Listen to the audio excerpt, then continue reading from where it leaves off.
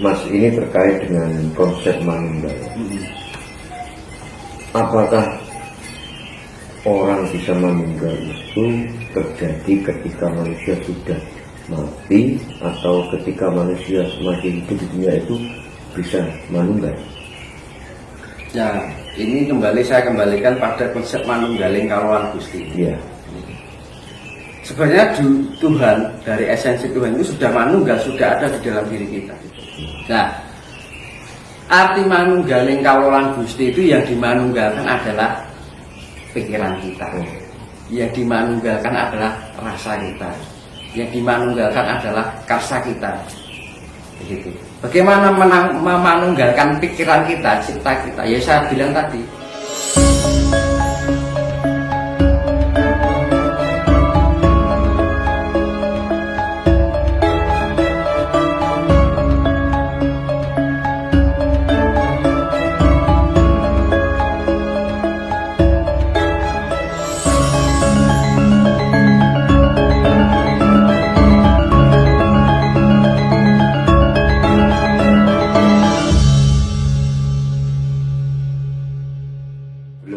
Jelaskan terkait konsep kematian tadi loh, bahwa konsep kematian itu kan ada yang mengatakan bahwa manusia nanti kalau mati akan kembali kepadanya. Yang maksud dalam kembali kepadanya itu bagaimana? Yang bagaimana? Enggak. Iya. Itu adalah pertahapan itu. Ya. Hidup itu menuju jalan kesempurnaan. Gitu. Nah, saya kembalikan tadi, hidup itu terjadi beberapa lapis ini, ya kan?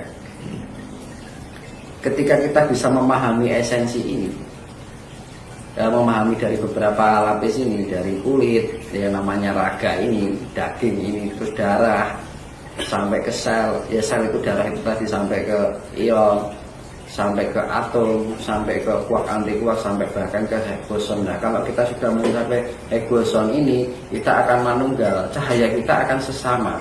Nah, ketika cahaya yang kita miliki pada tingkat boson ini otomatis satu warna ya. Nah, kalau antara warna dan warna ini sudah sewarna, maka akan menyatu. Ada unsur tarik menarik. Itu secara otomatis. Karena gini, ketika ini cahayanya biru atau hijau, ininya putih, ya nggak akan bisa manunggal. Karena apa yang namanya sefrekuensi atau sewarna itu ya dibilang itu manunggal. Warna kita sudah menyatu. Makanya tahapnya itu tadi. Makanya saya kembalikan pada angka itu kan jumlahnya ada 9 ya. 10 termasuk 0. Jadi 0 dari tidak ada menjadi ada, akhirnya terwujud ada Sang Maha Tunggal. Kalau dalam bahasa dalam Hono Coroko itu Hono anane ono soko ora ono, ho itu suwo, no itu ono, kan gitu. Nah, terus akhirnya dari ono ini biar terjadi kehidupan harus menciptakan dua arus antara plus dan minus, kan gitu. Nah, plus minus itu adalah terciptanya malaikat dan iblis kalau di alam keagamaan. Kalau di dalam bahasa fisika kuantum ya plus dan minus, unsur plus, unsur negatif dan unsur positif, kan gitu. Nah, unsur positif dan negatif itu harus diseimbangkan. Tapi dari 0 1 akhirnya tercipta 2 kan. Positif dan negatif, malaikat dan iblis, kuark dan anti kuark. Nah, akhirnya dari kuark ini menghasilkan inti atom yang terdiri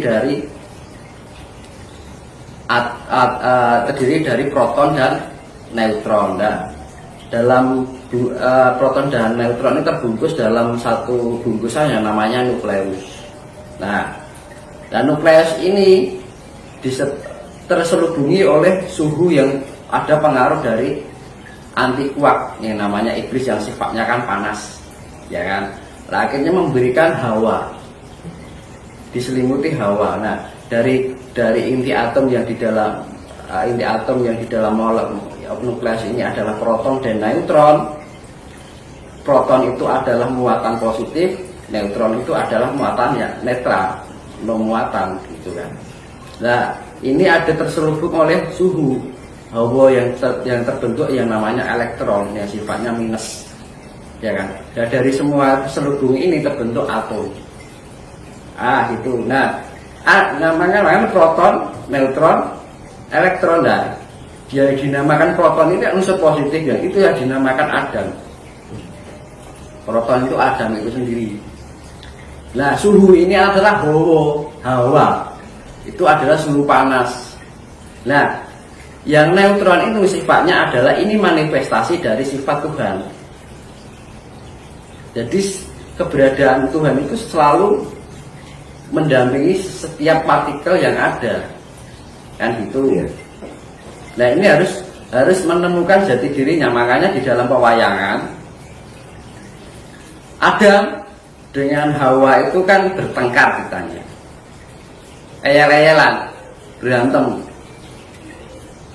Adam yang merasa bisa mempunyai anak, Hawa yang juga merasa begitu, merasa mempunyai anak, yang memancing ini amarah ini ngeyel terus kan gitu. Yang ini nggak terima kalau yang bisa menurunkan keturunan itu adalah Adam, kan gitu.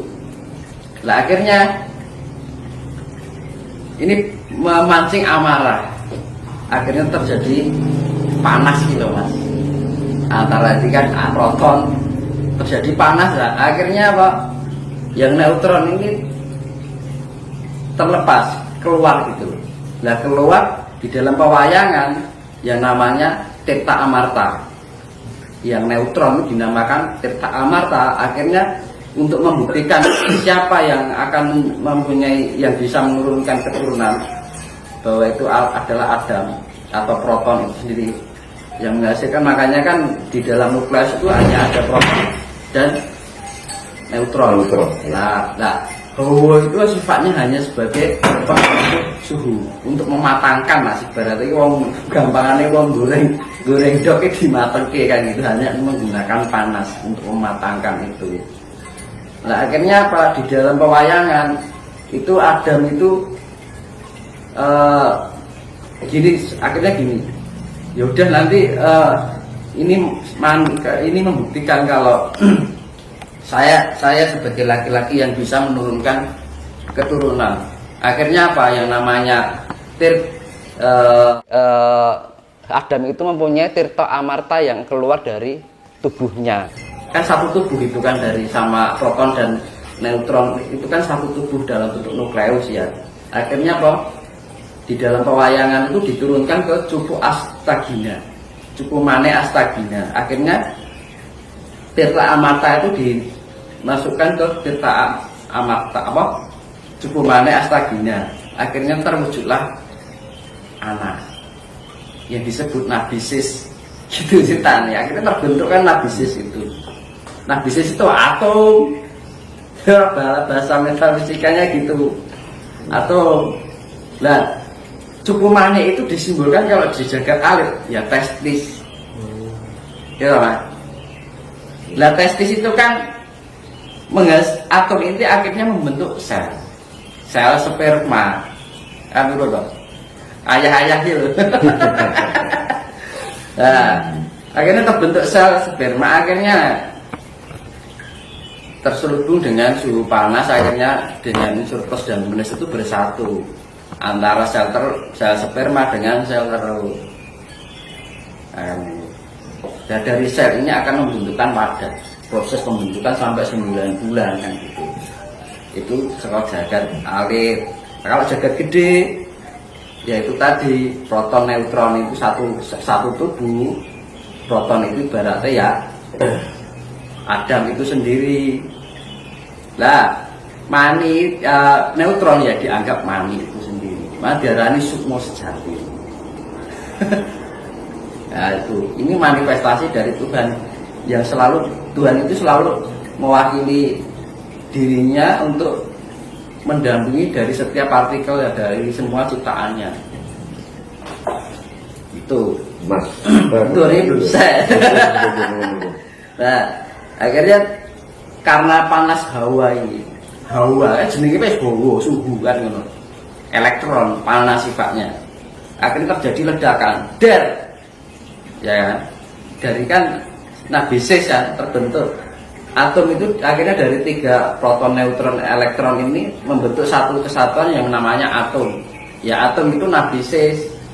Lah karena ada benturan panas itu tadi, kalau di pewayangan berantem kan suhu panas yang membara itu kan. Gara-gara era-era sing sondana sing di kan yang punya anak yang mana gitu. Ada apa ternyata ada yang punya mani yang dimasukkan cukup mani astagina, yaitu testis itu sendiri akhirnya menghasilkan sel sperma. Nah, dengan nek di jagat gede terjadi ledakan yang namanya terbentuk atom. Yaitu kalau di agamaan itu nabisis. Kalau di dalam Jawa nabisik kan gitu. Terjadi ledakan der, ya kan? Teori Big Bang. Nah, ledakan ini menghasilkan cahaya. Yang satunya menghasilkan materi. Lah materi itu bahan dasarnya adalah air, tanah, api, angin. Ya kan? Terus yang ini unsur cahaya. Maka saya kembalikan tadi di dalam kehidupan manusia itu ada bahan dasar 5, yaitu cahaya, tanah, air, api, angin. Dan cahaya itu diibaratkan Bapak Angkoso 4 sifat Ibu Pertiwi kan gitu. Nah, kembalikan pada namanya. Nabi Sid punya anak 2, Sang Hyang Anwar, Sang Hyang Anwas. Kalau Sang Hyang Anwar itu dinamakan Sang Hyang Nur Cahya yang sifatnya abadi, makanya disebutnya cahaya. Nah itu. Nah Sang Hyang Anwas itu menghasilkan sifatnya materi yang terdiri dari 4 unsur bahan dasar alam semesta kan itu. Yang satunya satu wujud cahaya yang sifatnya abadi, yang ini tidak abadi, yang materi ini tidak, sifatnya tidak abadi. Makanya setiap olahraga itu tidak abadi. Namun manakala ini bisa menyatu manunggal, itu fisiknya itu akan abadi. Itu yang namanya ilmu kamusan. Yeah. Antara sukmo, ya ini sukmo itu cahaya itu tadi, rogo itu dari 4 bahan dasar elemen semesta. Makanya antara di dalam Hanacaraka mogo botongo, antara sukmo dan rogo manunggal, makanya akan menuju sebuah kesempurnaan. Tapi manakala sukma ini dan raga tidak bisa bersatu, maka akan jadi botongo atau batang. Yang itu. Terus kan Sang Hyang Anwas nih, yeah. Sang Hyang Anwas yang sifatnya materi. Terus Sang Hyang Anwar itu yang dinamakan Sang Hyang Nur Cahya, itu yang sifatnya cahaya. Akhirnya punya anak yang namanya Sang Hyang Nur Rasa, Rasa itu mas. Jadi cahaya ini, sukma ini akhirnya menghasilkan Sang Hyang Nur Rasa. Sang Hyang Nur Rasa itu apa? Ya ion itu tadi. Kan gitu. Terus ini mas, kita ngomong tentang ion itu cahaya. Ya. Kalau rasa itu ya sel itu tadi. Makanya di dalam tubuh kita bisa merasakan karena ada sel darah merah. Ya, nah itu terbentuknya sel. Makanya dibilang Sang Hyang Nur Rasa.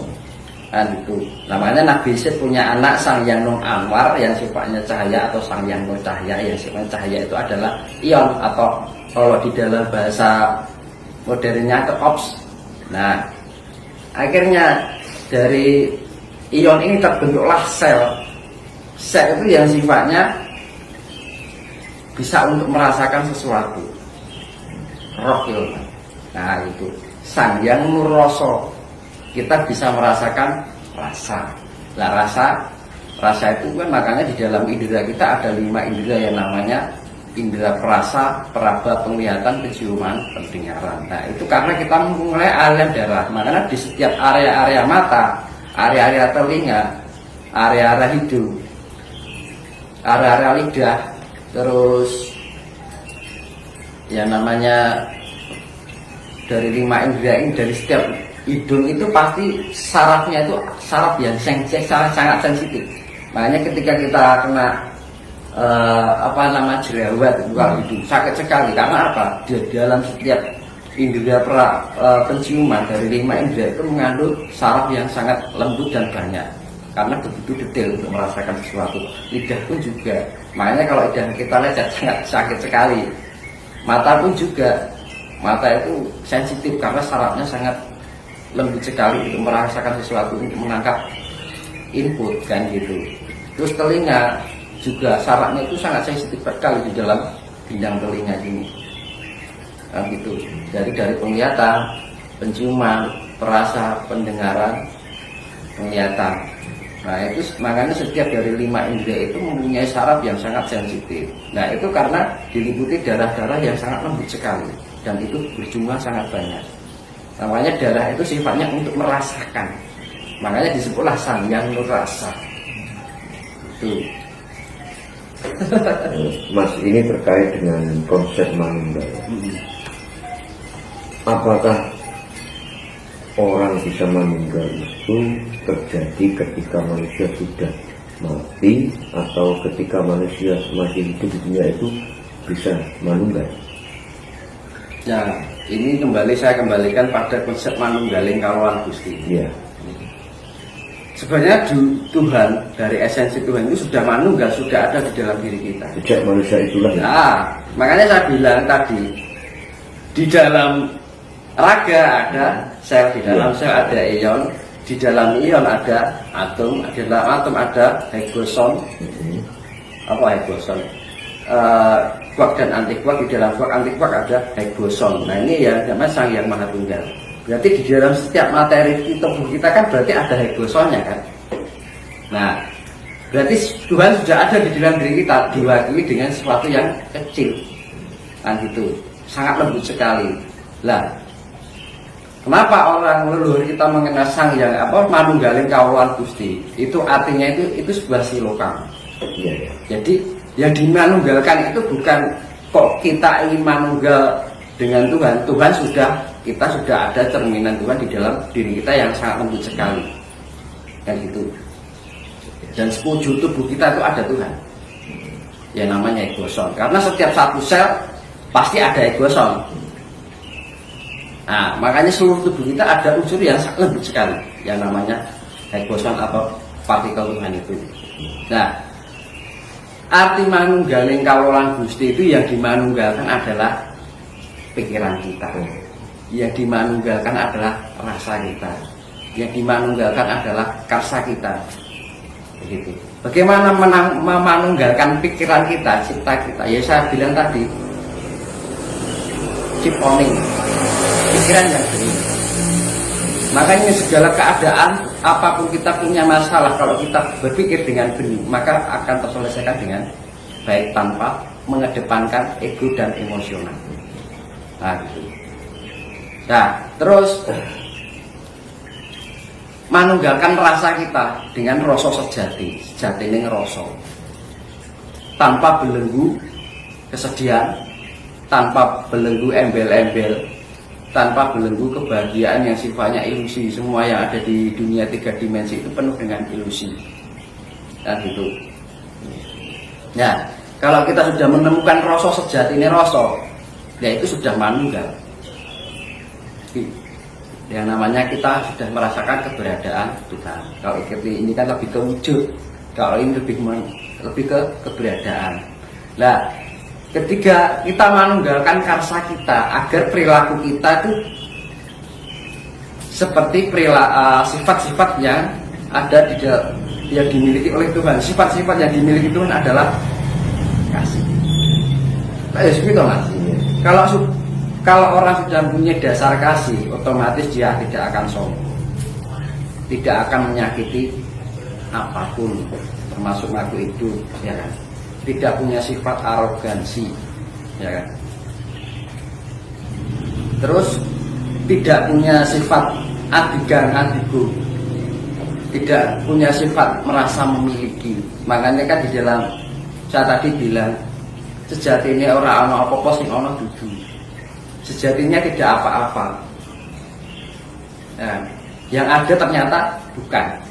Nah itu ada artinya kan. Jadi kita tidak merasa memiliki artinya gitu. Tidak merasa benar, tidak merasa mempunyai, dari segala sesuatunya itu adalah kehendak yang maha kuasa secara penuh. Sejatinya aku dudu sapa-sapa, sing sapa-sapa. Sejatinya aku ora iso apa-apa, kan gitu.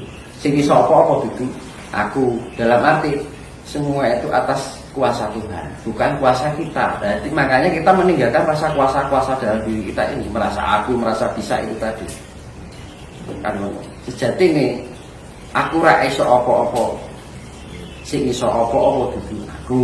Berarti kan Sang Maha Pencipta itu sendiri. Kalau kita sudah berpikiran kaki itu berarti kita sudah berserah penuh dengan kinerja Tuhan itu sendiri, sifat-sifat Tuhan itu sendiri, kan gitu. Aku dudu sapa-sapa, sing sapa-sapa dudu aku. Lah, kita bukan siapa-siapa. Yang siapa-siapa dudu aku, kan gitu. Berarti kan Tuhan itu sendiri. Nah itu sifatnya sudah manunggal secara penuh. Ya wis podo. Jadi di dalam kebeningan pikiran kita akan menemukan yang namanya wujud Tuhan. Kita menggunakan rasa sejati, kita juga merasakan keberadaan Tuhan itu sendiri di dalam diri kita. Kita merasakan keberadaan Tuhan. Oh, Tuhan itu penuh dengan kasih. Makanya ini lebih ke semat, kecerdasan intelektual. Kalau ini lebih ke inner beauty, rasa itu tadi. Kalau sini kasa itu lebih ke pengendalian, ya kan, self control. Kan makanya kan IQ, SQ, EQ, intelektual, kecerdasan intelektual, kecerdasan spiritual, kecerdasan emosional. Makanya emosional kita lebih tenang, lebih bisa memahami orang lain, lebih bisa terposaliro, tidak suka membanding-bandingkan antara satu dengan lain, antara diri kita dengan orang lain, tidak suka mengukur kemampuan orang lain. Kamu misalnya mengukur itu suka menilai orang lain tapi lupa menilai diri kita sendiri. Nah itu loh. Terus bisa terposaliro, kita bisa memahami orang lain, kan gitu.